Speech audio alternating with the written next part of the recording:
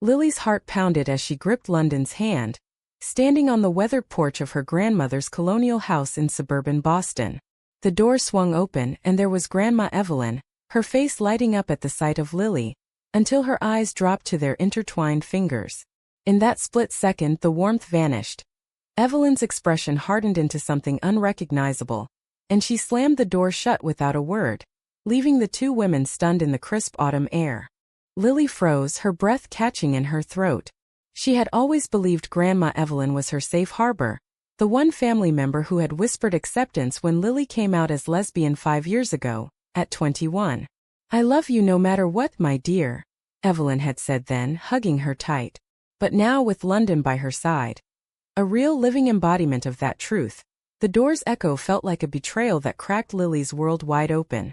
London squeezed Lily's hand tighter, her voice steady despite the tremor in her eyes. "Lil, maybe she just needs a minute. We can try again." But Lily knew better. This wasn't a minute's hesitation.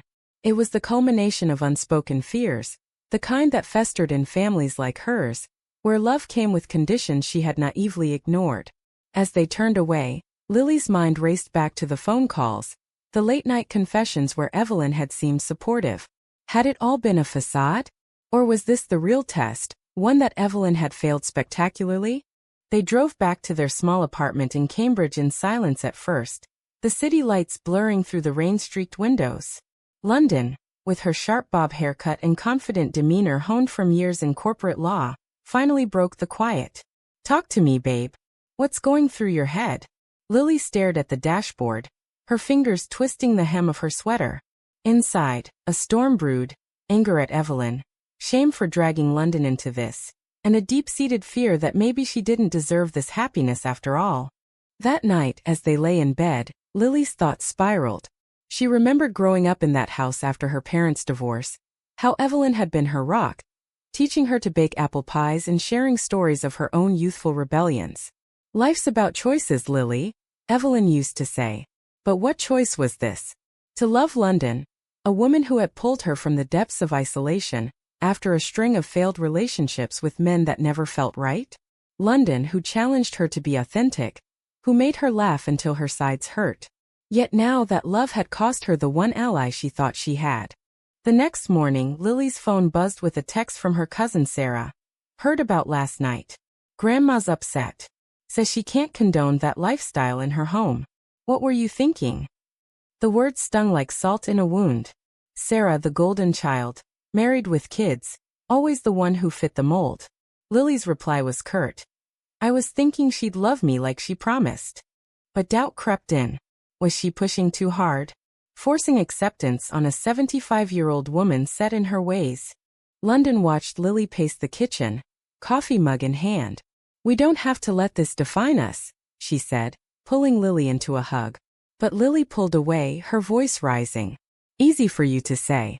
Your family's in California. All progressive and proud. Mine, they're still whispering about Aunt Clara who chose to be alone, because no one dared say she was gay." The argument escalated, words flying like arrows. London accusing Lily of retreating.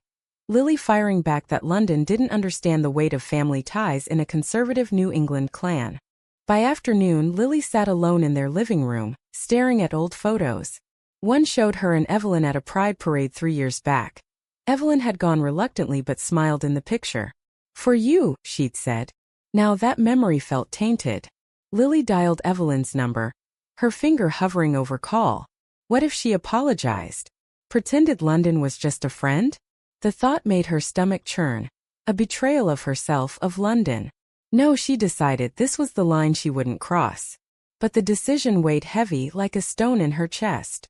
As evening fell, a knock at the door startled her. It was her brother, Mark, looking uncomfortable in his police uniform. "Grandma sent me. She wants to talk, but alone." Lily's pulse quickened. Alone meant without London, a condition that screamed exclusion. "Tell her no," Lily said, her voice firm but cracking. Mark sighed. "Lil, she's old. Cut her some slack." But Lily shook her head. "Slack? She slammed the door on the woman I love. That's not age, that's choice."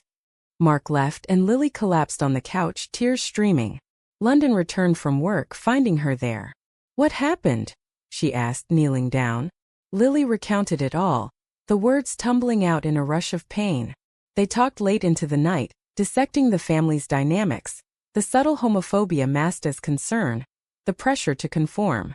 London shared her own story of coming out, how her parents had initially resisted, but eventually came around.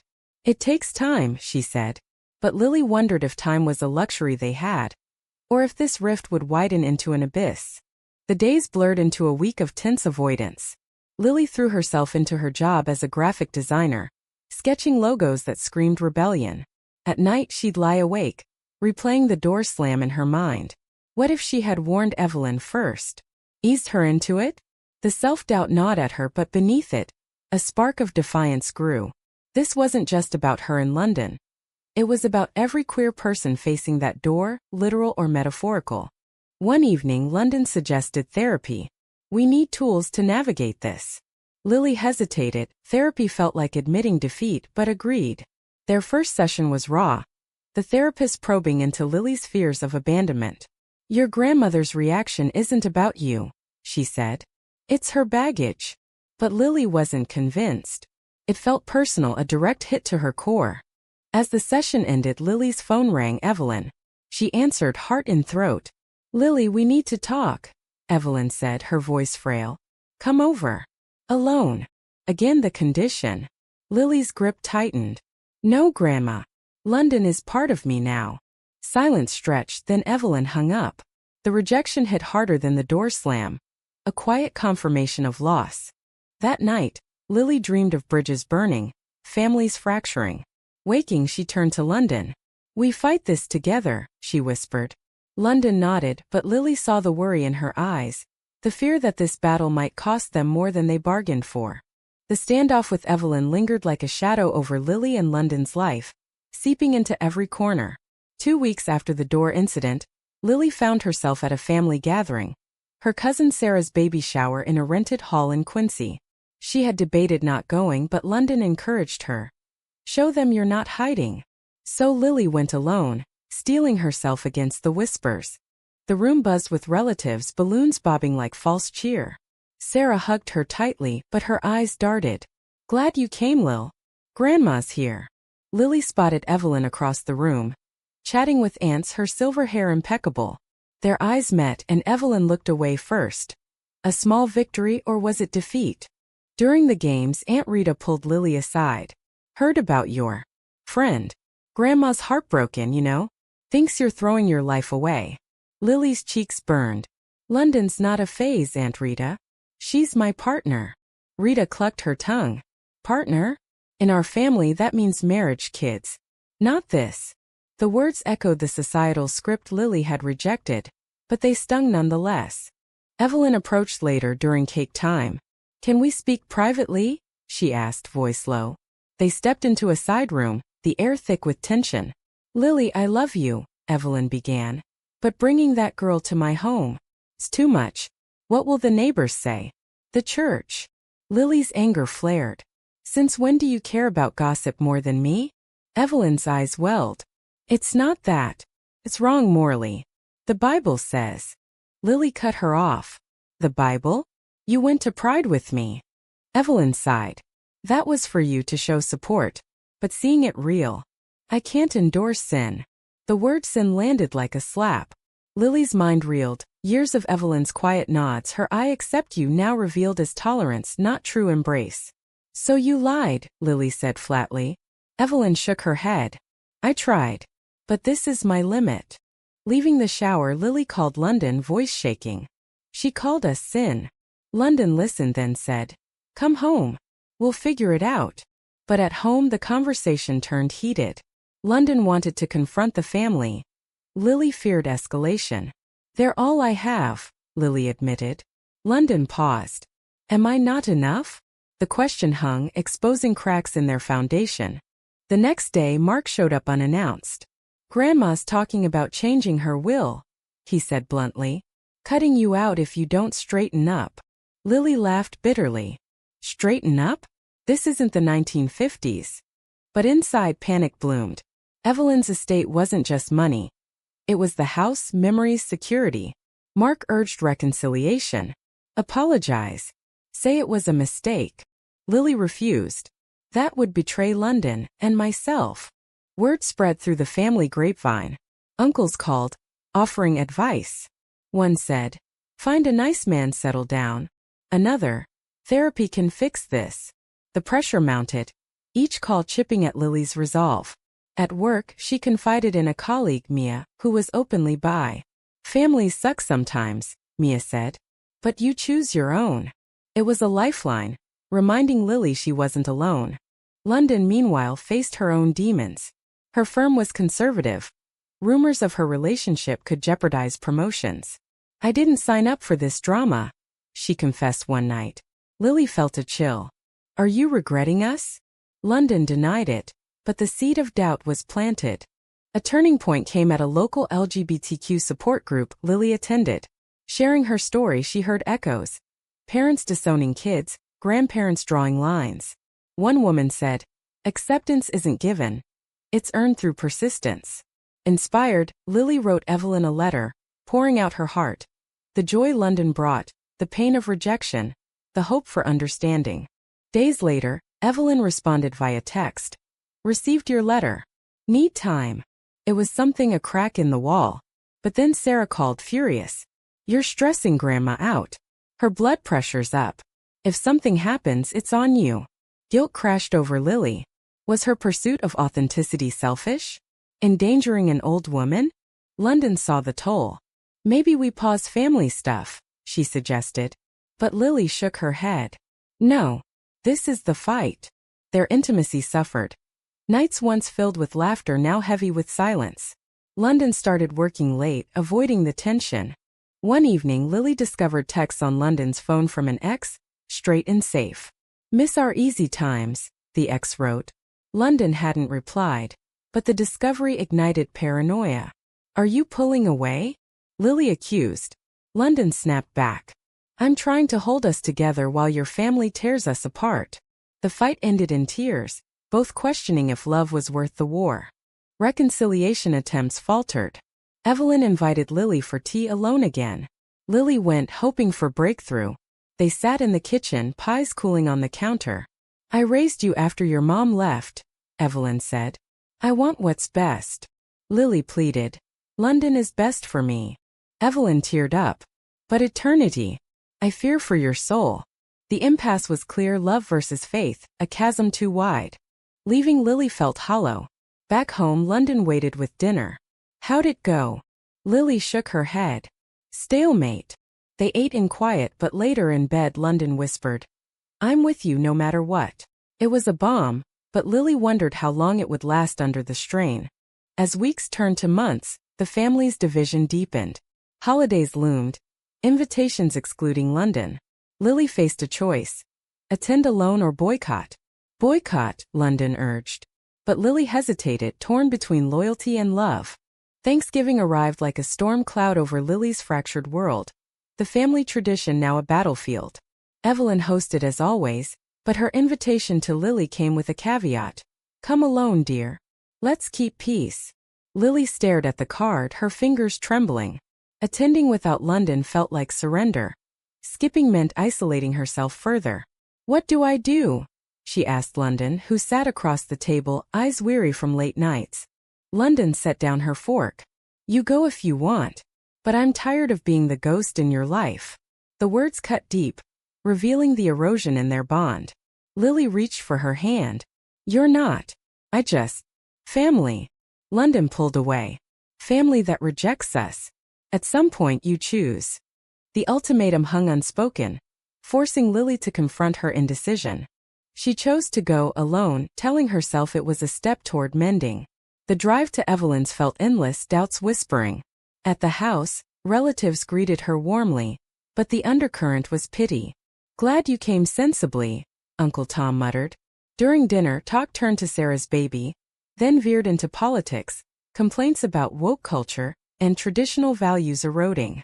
Lily bit her tongue, but when Evelyn said, "Marriage is between man and woman as God intended," she exploded. "God? Or your prejudice?" Lily's voice rose, silencing the table. Evelyn's face paled. This isn't the place. But Lily pressed. When is? You've shut me out because I love a woman. Murmurs erupted. Aunt Rita defending Evelyn, Mark trying to mediate. Sarah cried. You're ruining the holiday. Lily stood, chair scraping. No, hypocrisy is. She stormed out, heart racing, regret mixing with exhilaration. Calling London from the car, sobbing. I blew up. London sighed. Come home. But at the apartment, tension simmered. You went without me, then defended us? Mixed signals, Lil. Lily admitted her confusion. I'm scared of losing everyone. London softened. Including me? The question pierced, leading to a raw conversation about commitment. Post-Thanksgiving, the family fallout was swift. Emails from cousins condemning her outburst. Mark warned. Grandma's considering no contact. Lily's therapy sessions intensified, unpacking generational trauma. The Irish Catholic roots, Evelyn's own repressed life. She lost a sister to suicide over hidden sexuality. The therapist revealed from Lily's shares. It humanized Evelyn but didn't excuse. London, meanwhile, confided in friends, one suggesting a break. This stress is killing us. Lily overheard, panic surging. A break? From me. Confrontation followed. London admitting exhaustion, Lily accusing abandonment. Like my family? The fight peaked with London storming out, staying at a hotel. Alone, Lily spiraled. She drove to Evelyn's unannounced, banging on the door. Evelyn opened, startled. What now? Lily begged. Please meet London. See, she's good for me. Evelyn hesitated, then nodded. Fine. Tomorrow. But no promises. Excitement mixed with dread. Lily texted London. Come back. Grandma agreed to meet. London returned wary. This better not be another slam. They prepared, nerves frayed. The meeting at a neutral cafe was awkward. Evelyn arrived stiff, London polite. Small talk faltered. Evelyn asked pointed questions. What do your parents think? London replied evenly. They support us. Evelyn frowned. Mine wouldn't have. The conversation turned personal. Evelyn sharing her youth, a forbidden crush on a schoolmate suppressed. I chose duty over desire. Lily saw vulnerability. But was it worth the regret? Evelyn teared. I don't know. London added gently. Love isn't a choice, denying it is. For a moment connection flickered. But Evelyn stood abruptly. I need time. She left, leaving hope dangling. Back home, Lily and London debriefed. Progress? London asked. Lily nodded. But days later, Evelyn called. I can't approve. It's against my beliefs. Devastation hit. Lily screamed into a pillow, then confronted London. This is tearing us apart. London agreed, suggesting couples counseling. Counseling revealed patterns. Lily's people-pleasing, London's impatience. They worked through, but external pressures mounted. At work, Lily's boss, hearing rumors, questioned her focus. Society's gaze felt everywhere. Stares in public, online trolls after a shared photo. A betrayal came from Sarah, who posted subtly on social media, praying for lost family members. Comments piled on, some vicious. Lily felt exposed, violated. She called Sarah. Take it down. Sarah refused. It's my truth. The rift widened, Lily blocked her, cutting ties. London's firm offered a transfer to New York. Better pay, less scrutiny. We could start fresh, she said. Lily balked. Run away? From my problems. Debate ensued, highlighting their differences. London's pragmatism versus Lily's stubbornness. As Christmas neared, Evelyn sent a card. Miss you. Thinking. Lily saw an opening, inviting her to a neutral dinner with London. Evelyn declined. Not ready. Disappointment fueled Lily's resolve to build her own family. Friends, community. But the cost was evident. London's eyes dulled. Lily's smiles forced. One night, London said, I love you, but this fight, it's changing us. Lily feared the end, clinging tighter. The new year brought no resolutions, only escalating conflicts that tested Lily and London's bond to its limits. January's chill mirrored the frost in their relationship. Conversations clipped, touches tentative. London's New York offer loomed. A tempting escape from Boston's suffocating family web. It's a promotion, she argued one evening, paper spread on the table. We could leave this mess behind. Lily paced, arms crossed. And what? Pretend my family doesn't exist? That's not healing, that's avoidance. Inside she battled terror. Of losing London, of facing solitude. But yielding felt like defeat, abandoning the fight for acceptance. London sighed. I'm not asking you to forget them. Just prioritize us. The plea was fair, but Lily's stubbornness held firm. Give me time. Time, however, was unkind. Evelyn's health declined. A minor stroke, Mark reported. She asks about you, he said. Guilt propelled Lily to the hospital, where Evelyn lay pale against white sheets. Grandma, Lily whispered, taking her hand. Evelyn's eyes opened. Lily, I'm sorry for the door. Hope surged. Does that mean? Evelyn shook her head weakly. I love you, but I can't change my views. The partial apology stung worse than none. A tease of reconciliation withdrawn. Lily left frustrated, confiding in London. She's stuck. London, empathetic but firm. So are you, chasing approval that'll never come. The stroke galvanized the family against Lily. Uncles blamed stress from her lifestyle. Sarah visited Evelyn daily, positioning herself as the dutiful one. Lily felt sidelined, an outsider in her own bloodline. At a family meeting post-discharge, tensions boiled. Lily's choices are hurting Grandma, Sarah accused. Lily retorted. Her bigotry is hurting me. Shouts erupted, alliances forming. Some siding with tradition, others silent. Mark pulled Lily aside. Drop it for her sake. But Lily refused. No. This is who I am. The meeting ended in stalemate, Lily leaving with a heavy heart. London's patience waned. I can't keep watching you self-destruct. She accepted the New York job, giving Lily an ultimatum. Come with me or we're done. The words shattered Lily. Nights of pleading followed.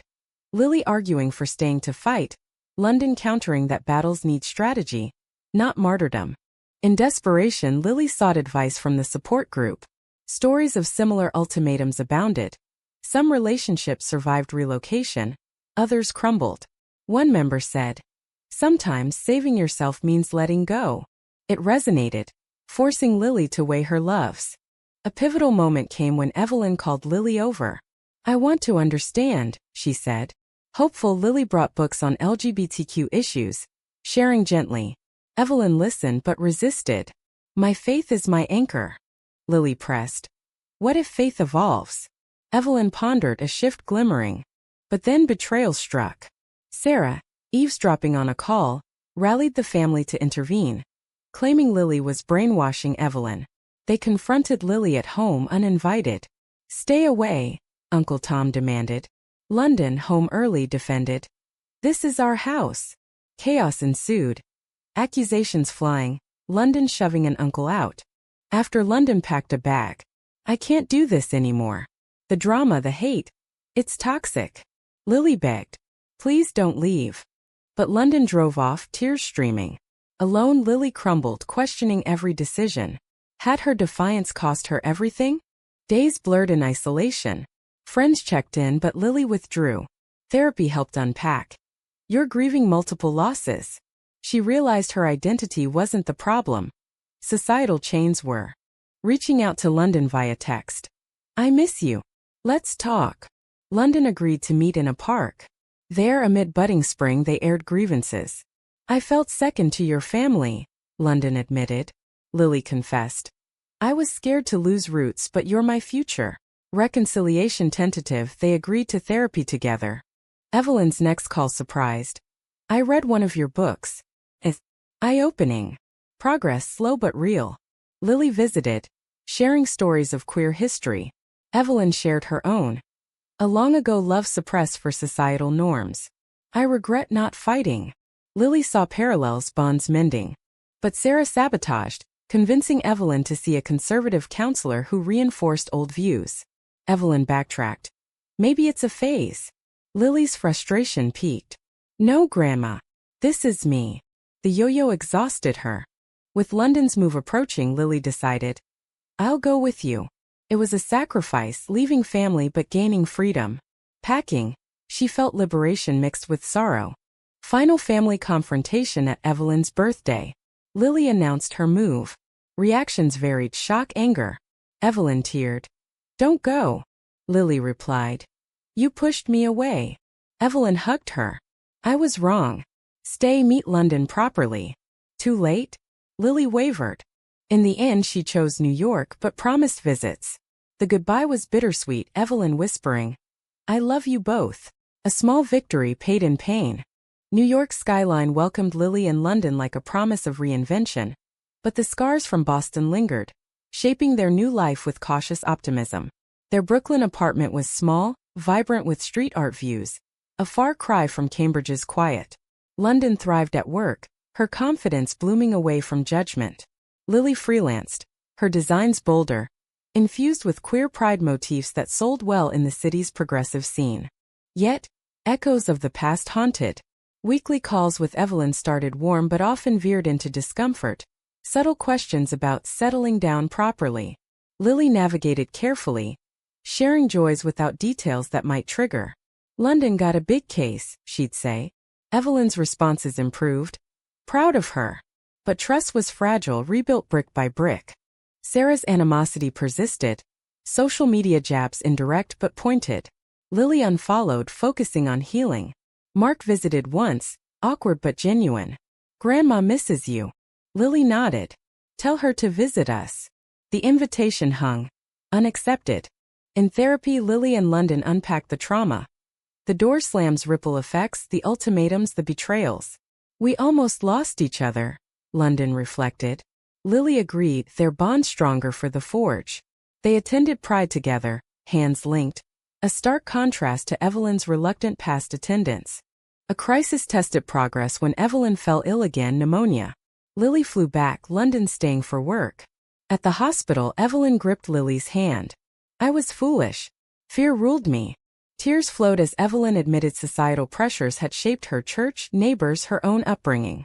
"I didn't want you to suffer like I did." Lily shared her pain. "But you made me suffer." Evelyn nodded. "Forgive an old woman?" Lily did, partially, understanding forgiveness as process, not erasure. Back in New York, London questioned, "Was it worth the trip?" Lily affirmed, "Closure." But closure opened new wounds. Evelyn's revelations about her suppressed love sparked Lily's curiosity. Researching family history, she uncovered letters hinting at Evelyn's affair with a woman in the 1960s, ended by family intervention. It humanized Evelyn further, a victim of the same system she perpetuated. Confronting Evelyn over phone. "Why didn't you tell me?" Evelyn sighed. "Shame. I chose safety." Lily saw the cycle, choices echoing through generations. "Break it, Grandma. Accept us fully." Evelyn tried. She sent a care package with baked goods, addressed to both. Small but meaningful. Family dynamics shifted, some relatives distanced, others warmed. Aunt Rita called. "I was wrong. Live your truth." London and Lily's relationship deepened. Plans for marriage whispered. But societal hurdles remained. Legal in New York, but family attendance uncertain. Inviting Evelyn. "Will you come?" Hesitation then. "Yes." The wedding was intimate, in Central Park.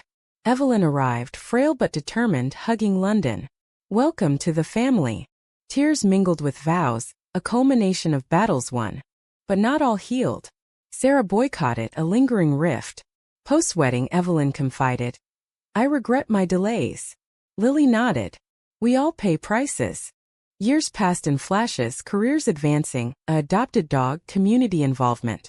Evelyn visited often, bonds strengthening until her passing peacefully at 82. At the funeral, Lily eulogized. "She taught me love evolves even late." Reflecting, Lily pondered the costs. The emotional toll, fractured ties, but also growth, authenticity. London by her side, they built a life resilient. In the end, was Evelyn's initial rejection a necessary catalyst for change, or an avoidable wound that scarred forever?